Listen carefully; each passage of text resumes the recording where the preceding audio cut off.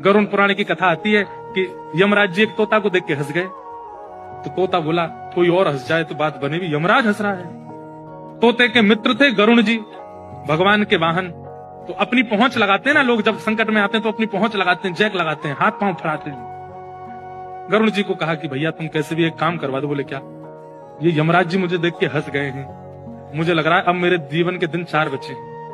तुम कैसे भी भगवान से कहकर के मेरी जो जीवन अवधि है उसको बढ़वा दो, क्योंकि मुझे पता है कि ये यमराज जी तभी हंसते हैं जब किसी को उठाना होता है। गरुड़ जी बोले भगवान से बाद में बात करूंगा, पहले तुम मेरे पास आओ, बैठो मेरी कमर पे। गरुड़ जी उड़ा करके उनको 7 समुद्र पार एक गुफा में ले गए और वहां भीतर ले जाकर के छोड़ दिया। बोले यहाँ रहो, यहाँ कोई नहीं आएगा, और ये 2-4-10 दिन यहीं बैठे रहना, सब ठीक हो जाएगा अपने आप। और मैं जाके भगवान, मैं यमराज जी से बात करता हूँ, भगवान को छोटे काम के लिए क्यों बोलना? मेरी पहुंच तो सब जगह है। मैं भी रसातल में जाके यमराज जी से कहता हूँ तुझको नहीं लेके जाएंगे, ठीक है?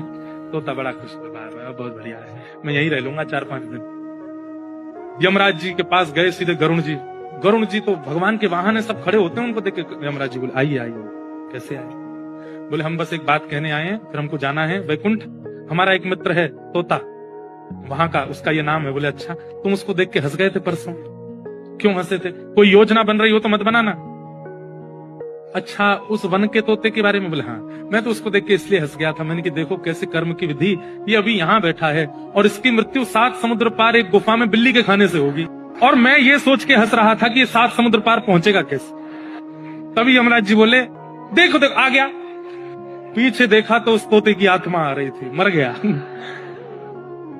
गरुड़ जी बोले मैं ही छोड़ के आया था इसे। आप कौन से जन्म का अब भोग रहे हो आपको नहीं पता है भैया, वो नहीं टल सकती है। इसलिए प्रसन्न रहो, नाम जपो, कथा सुनो, खूब आनंद से रहो।